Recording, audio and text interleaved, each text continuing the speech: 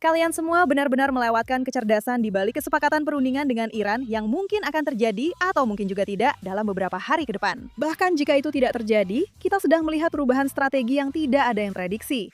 Selama beberapa hari terakhir, narasi yang terbentuk di sebagian besar media cukup konsisten. Trump dipermainkan. Mantan pejabat yang mendukung perang ini sekarang secara terbuka mengatakan bahwa semua yang dicapai dalam operasi amarah epik sia-sia. Bahwa kesepakatan yang ditawarkan lemah dan bahwa Iran keluar dari situasi ini lebih kuat daripada saat mereka masuk. Dan sejujurnya, jika hanya melihat apa yang diberitakan di permukaan, argumen itu memang ada benarnya. Republik Islam masih berdiri. Rudal balistik Iran, puluhan ribu jumlahnya, beberapa di antaranya terbukti selama perang ini mampu mencapai target di Eropa Barat, tidak termasuk dalam negosiasi apapun yang sedang berlangsung saat ini. Uranium yang diperkaya ditunda ke dalam jangka waktu 60 hari, yang mana Iran sudah secara terbuka menyatakan tidak berniat untuk mematuhinya. Miliaran aset Iran yang dibukukan kemungkinan akan dicairkan, yang memberikan bantuan keuangan besar bagi rezim tersebut tepat pada saat mereka mulai menghadapi tekanan internal yang serius. Dan ketika gencatan senjata diumumkan, lembaga-lembaga negara Iran sendiri menyatakan kemenangan bersejarah, yang biasanya bukan sesuatu yang dilakukan musuhmu jika mereka benar-benar kalah. Jadi, para pengkritik tidak mengada-ada, dan sebagian dari kesepakatan ini memang benar-benar lemah. Tapi mereka benar-benar melewatkan gambaran besarnya, karena sekali lagi, para politisi kita sedang memainkan catur tingkat tinggi, sementara kita masih belajar aturannya. Selamat datang di Miro Question JNS TV. Mari kita langsung mulai. Mari kita mulai dengan sebuah panggilan telepon yang sebenarnya tidak benar-benar kita pahami. Kita semua ingat pada bulan April ketika Trump pertama kali menetapkan tenggat waktu dan Iran belum mematuhi apapun. Operasi militer yang sudah sepenuhnya disetujui. Kita menunggu serangan itu, dan kemudian Arab Saudi, Qatar, dan Uni Emirat Arab menelpon Trump dengan pesan yang sama, berikan kesempatan untuk negosiasi. Karena jika Anda menyerang Iran lagi, kita semua akan menanggung akibat dari balasan Iran. Dan saat ini, kita benar-benar tidak mampu menghadapi itu. Secara mengejutkan, Trump mundur. Saat itu semuanya tampak cukup biasa saja. Tapi kemudian datang panggilan kedua di bulan Mei, ketika serangan yang lebih besar lagi telah disetujui dan dijadwalkan untuk hari berikutnya. Dan kali ini yang menelpon adalah Kepala Staf Angkatan Darat dan Perdana Menteri Pakistan, yang segera diikuti oleh para pemimpin Teluk yang sama dengan menyampaikan pesan yang sama dengan urgensi yang sama. Trump mundur lagi. Ini agak aneh. Sekarang kamu bisa saja berasumsi bahwa uang dari negara-negara ini yang melicinkan jalan bagi mereka. Tapi sekali lagi, kita semua melewatkan apa yang sebenarnya dilakukan Trump. Tapi sebelum kita membahas itu, mari kita coba pahami apa yang Iran kira sedang dilakukannya ketika mereka menargetkan negara-negara Teluk selama perang ini. Karena tampaknya itu adalah penggunaan sumber daya Iran yang tampak aneh untuk begitu fokus pada negara-negara yang nyaris sama sekali tidak terlibat dalam eskalasi antara Amerika dan Israel. Jadi, apa logikanya? Nah, Iran tahu bahwa Arab Saudi, Qatar, dan Uni Emirat Arab terlalu rentan secara ekonomi dan politik untuk bisa merespons secara militer sendiri. Bahwa hal itu merusak industri pariwisata mereka dan menghantam sektor minyak mereka yang sangat menyakitkan. Jadi perhitungannya adalah menyerang mereka cukup keras dan membuat mereka cukup takut, sehingga mereka akan menekan Amerika untuk menghentikan pengeboman untuk kepentingan Iran. Menggunakan negara-negara Teluk sebagai penyangga antara Teheran dan Washington. Sebenarnya itu adalah strategi yang koheren dan berhasil 2 kali, persis seperti yang dirancang oleh Iran. Tapi apakah ini kemenangan seperti yang dipikirkan orang-orang Iran? Tidak, karena tanpa mereka sadari, mereka justru menguntungkan Trump. Karena inilah yang tidak diperhitungkan oleh Iran. Setiap kali para pemimpin Teluk itu menelpon Trump untuk memintanya menahan diri, mereka justru menunjukkan betapa putus asanya situasi mereka. Memberitahu dia dengan kata-kata yang paling langsung tentang apa yang mereka butuhkan darinya dan seberapa besar mereka membutuhkannya. Kilang Ras Tanura di Arab Saudi, salah satu fasilitas pengolahan minyak terbesar di dunia, telah dibom. Kerajaan itu mencatat defisit kuartal pertama sebesar 33,5 miliar. Ekonomi mereka sedang dalam masalah serius dan kota-kota mereka berada dalam status siaga rudal. Dan posisi netralitas terkelola yang telah dipertahankan negara-negara ini selama beberapa dekade benar-benar runtuh di bawah serangan berkelanjutan dari Iran. Ketika negara-negara Teluk memberikan tekanan kepada Trump, mereka sebenarnya memberinya daya tawar. Karena jika Anda memahami bagaimana Trump beroperasi dalam sebuah negosiasi, Anda tahu bahwa utang budi ini adalah segalanya. Dan mereka memberikannya kepada Trump. Ketika pada hari Minggu 25 Mei, Trump memposting di Truth Social bahwa kesepakatan dengan Iran sebagian besar telah dinegosiasikan. Di dalam pengumuman itu terdapat sesuatu yang hampir sepenuhnya gagal dijelaskan oleh media barat kepada audiensnya. Tidak masalah bahwa hingga saat ini, kesepakatan ini masih jauh dari kata selesai, yang sebenarnya tidak mengejutkan. Tetapi detailnya membingungkan dan mengejutkan banyak orang dan sangat penting untuk dipahami. Trump menyatakan bahwa wajib bagi setiap negara yang terlibat dalam kerangka kesepakatan ini Dan saya berbicara tentang Arab Saudi, Qatar, Pakistan, Turki, Mesir, Yordania, dan Bahrain untuk secara bersamaan menandatangani Abraham Accords, yaitu kerangka normalisasi dan perdamaian antara Israel dan dunia Arab. Hal ini akan kami jelaskan dengan benar sebentar lagi. Dan kemudian, dalam pernyataan diplomatik yang mungkin paling berani dalam beberapa dekade terakhir, Trump mengundang Iran sendiri untuk bergabung dengan mengatakan bahwa akan menjadi suatu kehormatan jika Iran menjadi bagian dari apa yang ia sebut sebagai koalisi dunia yang tiada bandingannya. Dan itulah yang menjadi fokus semua orang. Betapa gilanya Trump kali ini. Iran masuk ke Abraham Accords. Maksudku, Republik Islam yang telah menyerukan kematian bagi Israel sejak tahun 1979. Seluruh identitas kebijakan luar negerinya dibangun di atas posisi bahwa Israel tidak berhak untuk eksis. Diundang untuk menandatangani kerangka perdamaian dengan Israel. Sebagai harga untuk mengakhiri perang, Republik Islam sangat perlu menghentikan perang itu. Jelas, dia sedang berbicara kepada rakyat Iran, sekali lagi mendorong mereka untuk menggulingkan Republik dan membebaskan diri mereka sendiri, yang pada akhirnya akan berakhir dengan kesepakatan dengan Israel. Tapi keberanian permintaan ini tampaknya benar-benar membuat para perwakilan negara-negara tersebut terkejut hingga terdiam ketika dia menuntut hal ini dari mereka. Maksudku, bisakah kamu membayangkan percakapan teleponnya? Kesepakatan damai dengan Israel sebagai imbalan perdamaian dengan Iran? Sekarang, mari kita perjelas sesuatu. Turki tidak akan menandatangani, dan Iran di bawah Republik Islam juga tidak akan menandatangani. Dan kami rasa Trump sangat tahu hal ini. Meminta sebanyak-banyaknya di awal negosiasi adalah cara agar apa yang akhirnya kamu dapatkan terlihat seperti kompromi yang masuk akal, bukan perubahan besar seperti kenyataannya. Dia tidak menargetkan negara-negara itu, melainkan Arab Saudi, Pakistan, dan mungkin Qatar. Dan kenapa ini sangat penting? Nah, untuk memperjelas itu, kita perlu memahami apa sebenarnya Abraham Accords itu. Pada bulan September 2020, di halaman Gedung Putih, Uni Emirat Arab dan Bahrain menandatangani perjanjian normalisasi penuh dengan Israel. Maroko dan Sudan menyusul, dan semuanya disebut Abraham Accords, diambil dari nama leluhur bersama kita dalam tradisi Yahudi, Kristen, dan Islam.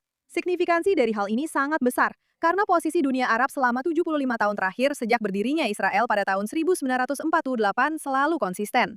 Tidak ada negara Arab yang akan mengakui Israel, setidaknya sampai ada negara Palestina terlebih dahulu. Kita ingat bahwa Mesir mematahkan pola itu pada tahun 1979, dan itu adalah hal yang sangat besar. Yordania kemudian melakukannya pada tahun 1994, tetapi setelah itu tidak ada negara lain yang bergabung selama 26 tahun berikutnya. Hal itu tampaknya sudah menjadi hal yang diterima. Dan kemudian perjanjian Abraham benar-benar menghancurkan seluruh logika yang telah mempertahankan posisi itu. Karena negara-negara ini melihat situasi mereka saat ini dan memutuskan bahwa masalah strategis utama mereka bukanlah Israel, tapi Iran. Dan kebetulan Israel adalah negara yang paling berkomitmen untuk menghadapi ancaman yang sama yang diam-diam sangat ingin mereka kendalikan. Apa yang terjadi setelahnya sangatlah signifikan. Perdagangan antara Israel dan UEA meningkat dari hampir nol menjadi 4 miliar dolar per tahun dalam waktu 5 tahun. Sebuah kesepakatan gas alam senilai 36 miliar dolar antara Israel, Mesir, dan mitra-mitra mereka yang banyak dipengaruhi Amerika pun terwujud. Investasi teknologi swasta antara negara-negara yang menandatangani kesepakatan melonjak 431% hanya dalam 1 tahun. Dengan usaha patungan di bidang AI, keamanan siber, pertanian, dan pertahanan menjadi hal yang biasa. Bagian yang sering diabaikan adalah bahwa negara-negara Arab sebenarnya tidak sedang membantu Israel dengan menandatangani kesepakatan itu. Mereka menginginkan akses ke apa yang telah dibangun oleh Israel. Karena Israel, sebuah negara sebesar New Jersey tanpa minyak dan dikelilingi oleh negara-negara tetangga yang bermusuhan sejak hari pertama berdiri, entah bagaimana telah menjadi salah satu negara paling maju secara teknologi di dunia. Negara-negara ini memahami bahwa memusuhi Israel bukanlah harga yang layak dibayar dibandingkan dengan semua manfaat yang bisa mereka dapatkan dengan menandatangani kesepakatan. Bagi Arab Saudi, khususnya, yang sedang berusaha membangun seluruh ekonomi pasca minyak melalui program Visi 2030 dan telah mengalokasikan 100 miliar dolar untuk menjadi pusat teknologi global, akses ke inovasi Israel bukan sekedar sopan santun diplomatik. Itu adalah sesuatu yang selama 75 tahun tertutup bagi mereka. Dan mereka benar-benar sungguh-sungguh membutuhkannya. Namun makna yang lebih dalam dari perjanjian tersebut sebenarnya tidak pernah hanya soal ekonomi. Yang penting adalah apa artinya bagi Iran. Pengaruh Iran di Timur Tengah sebenarnya tidak pernah hanya soal kemampuan militer saja, meskipun kemampuan itu memang nyata dan serius.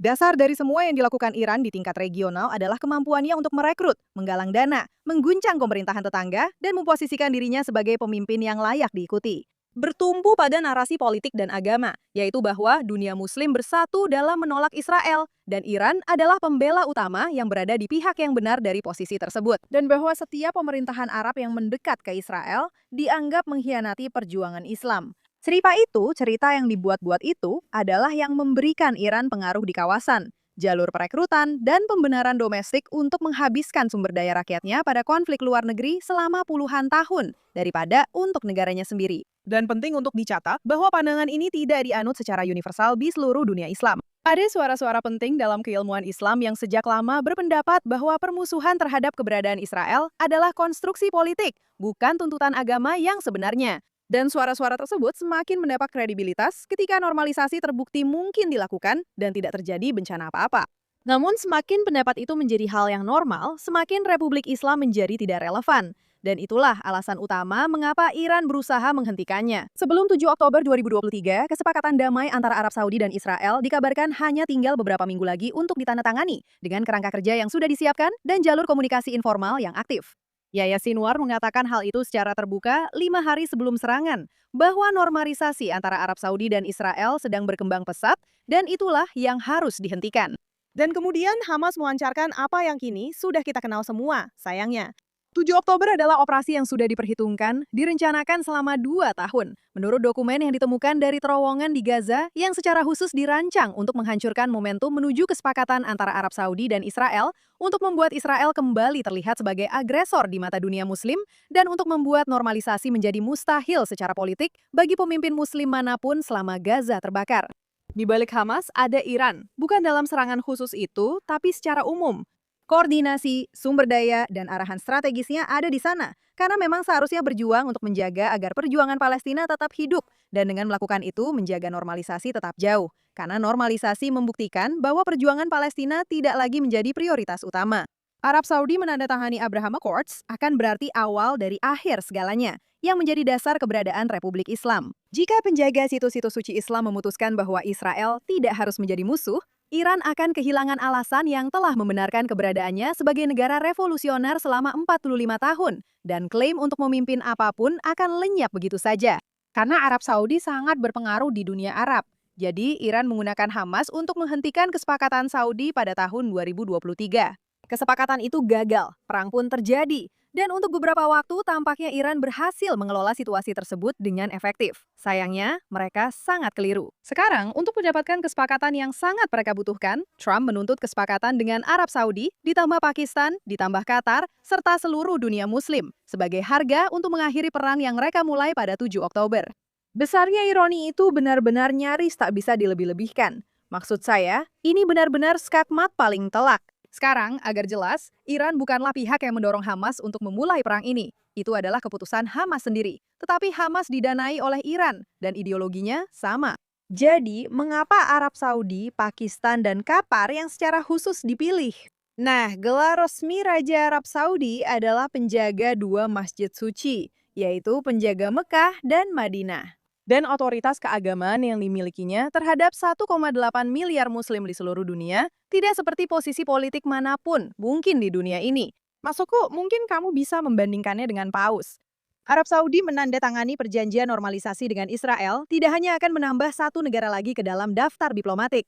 Itu akan menjadi deklarasi dari otoritas agama tertinggi di dunia muslim Sunni bahwa konflik dengan Israel telah berakhir. Dan bahwa masa depan dunia muslim tidak lagi berpusat pada melanjutkan pertarungan ini. Dan klaim bahwa seluruh dunia muslim mendukung perlawanan Iran jelas tidak bertahan dengan adanya hal itu. Saya rasa itu sangat signifikan. Belum lagi mereka mengatakan, kami sudah selesai dengan perjuangan Palestina ini. Ini sudah melelahkan kita semua. Pakistan memiliki makna yang sangat berbeda. Karena Pakistan bukanlah negara Arab, tapi ini adalah negara muslim dengan 240 juta penduduk, negara dengan populasi terbesar kelima di dunia, dan satu-satunya negara mayoritas muslim yang memiliki senjata nuklir. Dan paspornya telah dicap dengan kata-kata tidak berlaku untuk perjalanan ke Israel sejak tahun 1948, tanpa satu pun jeda selama 77 tahun. Jika Pakistan menandatangani, sinyal itu akan dikirim ke setiap negara mayoritas muslim di dunia, dari Indonesia, Malaysia, Bangladesh, hingga Afrika Barat. Bukan hanya negara-negara Arab, dengan jelas mengatakan bahwa konsensus yang telah mendefinisikan 77 tahun terakhir sudah berakhir. Dan Pakistan selalu mengatakan secara pribadi bahwa mereka hanya akan mempertimbangkan untuk bergerak jika Arab Saudi bergerak terlebih dahulu, karena dukungan Arab Saudi memberikan perlindungan politik dan agama bagi negara-negara Muslim lain untuk mengikuti, yang berarti penandatanganan Arab Saudi tidak hanya membawa Arab Saudi saja. Itu berpotensi membuka jalan bagi semua negara lain yang telah menunggu sinyal tersebut. Qatar adalah yang paling sulit dipahami jika kamu sudah mengikuti kawasan ini dalam waktu yang lama. Karena Qatar tidak hanya menampung kepemimpinan politik Hamas selama bertahun-tahun, tetapi juga mendanai kelompok Palestina dan infiltrasi ke barat. Dan seluruh identitas regional Qatar dibangun dengan menjaga hubungan dengan semua pihak dan tidak memilih pihak secara permanen, tetapi diam-diam mendorong ideologi yang sangat berbahaya di balik layar. Jika Qatar menandatangani kesepakatan Abraham, negara yang telah memberi Hamas tempat tinggal secara resmi berada dalam kerangka normalisasi dengan Israel. Secara pribadi, saya pikir Qatar adalah negara musuh Israel dan seharusnya dinyatakan seperti itu. Tetapi ini akan menjadi perubahan yang sangat aneh, bukan hanya untuk Israel, tetapi juga untuk seluruh Barat. Apakah Qatar akan secara terbuka mengumumkan bahwa mereka mengubah strategi? Saya akan tertarik untuk melihat itu. Tapi kenapa negara-negara ini mau menandatangani? Pertanyaan jujurnya adalah mengapa negara-negara ini mau mempertimbangkan hal ini sekarang, padahal mereka tidak melakukannya selama puluhan tahun. Dan jawabannya bukan karena tekanan diplomatik Amerika, juga bukan karena perubahan posisi terhadap Israel. Jawabannya adalah apa yang dilakukan Iran terhadap negara-negara ini selama perang. Sekali lagi, ini ironi. Selama puluhan tahun, menentang Israel benar-benar tidak menimbulkan biaya apapun bagi pemerintah-pemerintah ini. Sikap itu justru menghasilkan dukungan agama dan politik. Sikap itu membuat Iran tidak menargetkan mereka secara langsung. Mereka tidak pernah benar-benar harus melakukan apapun atau berperang melawan siapapun. Palestina adalah sesuatu yang bisa mereka dukung dalam pidato-pidato tanpa benar-benar memengaruhi kehidupan atau ekonomi mereka secara berarti. Tapi Iran tetap menyerang mereka. Kilang minyak Saudi, kota-kota UEA, infrastruktur Emirat, pelayaran di Teluk, semuanya diserang. Dan itu terus terjadi bahkan selama masa gencatan senjata, dengan drone menyerang tepi pembangkit listrik tenaga nuklir UEA selama jeda permusuhan yang seharusnya. Pemerintah-pemerintah ini menyadari selama perang ini bahwa posisi netral mereka sebenarnya tidak melindungi mereka dari apapun. Jadi pertanyaan yang sekarang mereka ajukan bukanlah bagaimana cara menghindari memihak, melainkan bagaimana memastikan agar mereka tidak pernah berada dalam posisi seperti ini lagi. Dan jawaban praktis untuk pertanyaan itu melibatkan aliansi formal dengan arsitektur keamanan yang paling baik dirancang untuk menangkal Iran. Tidak ada kewajiban untuk berperang demi Israel dalam perjanjian-perjanjian ini. Tidak ada komitmen pertahanan bersama ala NATO. Namun ketika Iran menembakkan 300 drone dan rudal ke Israel pada April 2024, Arab Saudi dan Uni Emirat Arab diam-diam berbagi data pelacakan radar dan membantu mencegah proyektil Iran melakukannya secara diam-diam dan terbuka, lalu menyangkalnya keesokan paginya. Karena rudal Iran yang menuju Israel melewati wilayah udara Arab Saudi, dan mencegatnya adalah operasi pertahanan yang sama, tidak peduli ke negara mana rudal itu diarahkan. Geografinya membuat ini menjadi satu masalah, bukan dua masalah yang terpisah. Dan Israel membantu Uni Emirat Arab selama perang Iran baru-baru ini dengan melindungi mereka dan memberikan teknologi untuk melawan drone. Kita sedang bekerja sama. Formalisasikan itu melalui integrasi komando militer bersama, sistem pertahanan rudal bersama, jaringan intelijen, dan kerjasama keamanan siber. Dan yang terbentuk adalah koalisi negara-negara yang disatukan oleh kepentingan strategis bersama untuk mencegah Iran mendominasi kawasan. Dan koalisi itu, dengan otoritas keagamaan Arab Saudi, status nuklir Pakistan, dan kekuatan ekonomi negara-negara Teluk, bersama dengan kemampuan militer dan teknologi Israel, mewakili gambaran pencegahan yang sangat berbeda dari apapun yang pernah dihadapi Iran sebelumnya.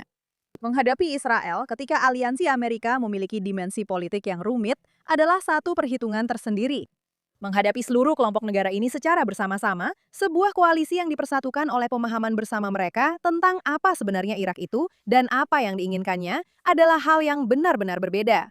Dan perbedaan antara koalisi ini sebagai sekutu dan Amerika Serikat sebagai sekutu sangatlah besar. Tapi kita akan membahasnya sebentar lagi. Namun di balik semua ini ada koridor ekonomi India Timur Tengah Eropa, IMEC, sebuah rute infrastruktur dan perdagangan yang diusulkan untuk menghubungkan India ke Eropa melalui Uni Emirat Arab, Arab Saudi, Yordania, dan Israel. Dirancang untuk bersaing dengan inisiatif Sabuk dan Jalan Tiongkok, dan sengaja merancang rute agar tidak melewati Iran, baru menjadi mungkin dalam kerangka normalisasi yang diperluas. Yang berarti arsitektur ekonomi dan arsitektur keamanan sedang dibangun sebagai satu kesatuan, bukan dua hal yang terpisah. Karena kendali Iran atas Selat Hormuz adalah masalah yang semua orang pahami perlu diselesaikan. Namun jenis kesepakatan damai seperti ini berpotensi menyelesaikan masalah itu juga. Jadi, apakah sebuah kesepakatan akan baik untuk Israel adalah pertanyaan yang memang perlu kita jawab, karena ini tidak sesederhana itu. Dalam jangka pendek, kesepakatan ini tidak begitu baik untuk Israel. Sederhananya, keberadaan Republik Islam berarti Israel berada dalam bahaya. Israel ingin Republik Islam disingkirkan dari kekuasaan, dan kemampuan militer Amerika yang signifikan telah diterapkan dalam perang ini, sesuatu yang tidak dimiliki Israel sendiri. Dan rezim itu masih ada dengan rudal balistiknya yang utuh dan keringanan finansial yang besar kemungkinan akan diterimanya. Dan tidak, Israel tidak mengendalikan kebijakan luar negeri Amerika. Ini adalah keputusan Trump yang dibuat berdasarkan perhitungan ekonomi dan politik Amerika, dan Israel adalah mitra junior dalam hubungan ini. Hal ini menjadi sangat jelas pada momen ini. Netanyahu sekarang harus menjelaskan kepada publik Israel yang mendukung perang ini dan ingin perang ini berlanjut, mengapa perang ini mungkin berakhir seperti ini, yang bukan posisi nyaman bagi seseorang yang telah membangun seluruh identitas politiknya sebagai penjaga keamanan Israel. Tapi, dan saya tekankan ini, pandangan jangka panjangnya benar-benar berbeda, dan itu membutuhkan penerimaan terhadap sesuatu yang sulit diterima oleh banyak orang. Orang-orang Israel harus melakukan ini dengan Hamas di Gaza, dan sekarang mungkin harus melakukannya dengan Iran. Republik Islam adalah ideologi revolusioner yang tertanam di seluruh aparatur negara, di IRGC, di sistem pendidikan, dan struktur keagamaan negara. Dan 45 tahun tekanan Amerika melalui sanksi, pembunuhan, serangan siber, dan aksi militer belum berhasil mengakhirinya. 6 minggu pengeboman belum berhasil mengakhirinya. Anda bisa menghancurkan fasilitas nuklir dan mereka akan membangunnya kembali. Anda bisa menyingkirkan para pemimpin tertentu dan yang baru akan muncul. Setiap pemerintahan yang mencoba menangani Republik Islam selalu meninggalkan Republik Islam itu tetap berdiri, yang pada titik tertentu berhenti menjadi kejutan dan justru mulai menjadi informasi penting tentang realitas yang harus kita terima. Pertanyaannya menjadi, apa yang sebenarnya bisa Anda lakukan terhadap ancaman yang tidak bisa Anda hilangkan secara fisik karena bersifat ideologis? Dan jawaban yang tampaknya sedang diupayakan oleh Trump adalah membangun situasi regional di mana Iran menjadi terisolasi secara strategis dengan cara yang belum pernah terjadi sebelumnya. Di mana penjaga Mekah dan satu-satunya negara muslim yang memiliki kekuatan nuklir di dunia secara resmi berdamai dengan Israel. Di mana koalisi negara-negara yang memiliki alasan sendiri untuk membendung Iran bersatu melawan ambisi regionalnya. Dan di mana narasi politik bahwa seluruh dunia muslim berada di belakangnya. Perlawanan Iran tidak lagi memiliki pendengar karena suara-suara paling berpengaruh di dunia muslim telah bergerak ke arah yang benar-benar berlawanan. Koalisi seperti itu dibangun atas kepentingan strategis bersama dan pemahaman yang sangat mendalam tentang apa yang mereka hadapi. Daripada tekanan Amerika, dengan penangkalnya sendiri, bobotnya sendiri, dan legitimasi regionalnya sendiri, memberikan jaminan jangka panjang terhadap kemungkinan kebangkitan kembali Iran. Itu tidak bergantung pada siapa presiden Amerika yang sedang menjabat. Dan inilah kejeniusan tambahan dari langkah ini. Timur Tengah akan bergantung pada dirinya sendiri untuk keamanannya, bukan pada Amerika Serikat, yang telah terbukti, bukan pada masa Trump, bisa sangat pelin-pelan pada waktu-waktu tertentu. Trump telah berpikir jangka panjang selama ini, dan dengan melihat ke masa depan, serta melihat kemana arah opini publik Amerika, dia memutuskan bahwa Anda membutuhkan sesuatu yang lebih konkret daripada sekedar dukungan Amerika untuk Israel. Seiring Israel terus mengembangkan kemandirian militernya dari Amerika Serikat, hal ini memberinya kebebasan yang lebih besar untuk bertindak berdasarkan penilaian ancamannya sendiri. Negara-negara Teluk yang memiliki pemahaman yang sama dengan Israel tentang apa yang sebenarnya diwakili Iran, mungkin akan semakin sejalan dengan kemampuan tersebut daripada menentangnya. Dan yang lebih penting, masa depan Iran tidak hanya bergantung pada Amerika yang memahami ancaman tersebut, tetapi pada orang-orang yang benar-benar mengetahuinya. Inilah yang membuat momen ini benar-benar signifikan ketika kita melihat gambaran lengkap tentang bagaimana semuanya terjadi. Pada tahun 2023, Iran menggunakan Hamas untuk menghancurkan kesepakatan damai Arab Saudi-Israel yang tinggal beberapa minggu lagi akan ditandatangani, dengan melancarkan pembantaian terburuk terhadap orang Yahudi sejak Holocaust, khusus untuk menghentikan normalisasi Arab-Israel dan mempertahankan posisinya sebagai garda terdepan perlawanan Muslim. Itu berhasil, kesepakatan itu pun batal. Perang pun terjadi, dan Iran berhasil memberi waktu. Namun perang yang dipicu pada tanggal 7 Oktober itu kini digunakan sebagai alat tawar untuk menuntut sesuatu yang jauh lebih besar daripada kesepakatan yang coba dicegah oleh Sinwar dengan mengorbankan nyawanya. Sementara liputan media berfokus pada apakah Trump berhasil dikelabui dalam rincian gencatan senjata, sekali lagi, gencatan senjata yang kemungkinan besar akan menjadi sia-sia, perhitungan jangka panjang sedang terbentuk. Perhitungan itu didasarkan pada pengakuan bahwa Republik Islam tidak akan hilang hanya melalui aksi militer saja.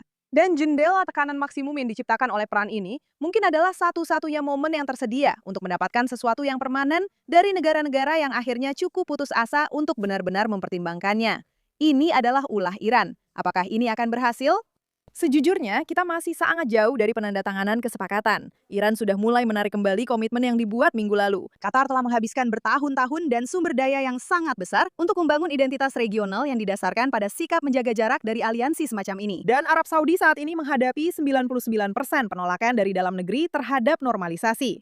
Dan saya tidak berpikir Israel sedang terburu-buru dengan antusias untuk menjalin kemitraan formal dengan negara-negara yang belum lama ini mendanai musuh-musuhnya. Ada langkah-langkah serius dan rumit antara posisi kita hari ini dan apapun yang mirip dengan apa yang digambarkan oleh Trump. Dan ini benar-benar bisa gagal total. Tapi pertanyaannya memang sudah benar-benar berubah. Republik Islam adalah sebuah gagasan, dan gagasan tidak berakhir hanya karena kampanye militer. Dan menerima kenyataan itu, daripada melawannya, tampaknya menjadi inti dari permainan jangka panjang di sini. Membangun koalisi negara-negara yang punya semua alasan untuk menahan Iran, itu adalah jawaban yang berbeda untuk masalah yang sama yang selama 45 tahun tidak terpecahkan oleh jawaban-jawaban lain. Dan jika memang itulah yang menjadi tujuan sejak awal, jika inilah rencana yang selalu berjalan di balik hiruk-pikuk negosiasi gencatan senjata, keramaian media, dan kritik dari sekutu-sekutu Trump sendiri, maka satu-satunya pertanyaan yang benar-benar tersisa adalah, apalagi yang sudah dia rencanakan? Saya Ira Kay, dan sampai jumpa di lain waktu.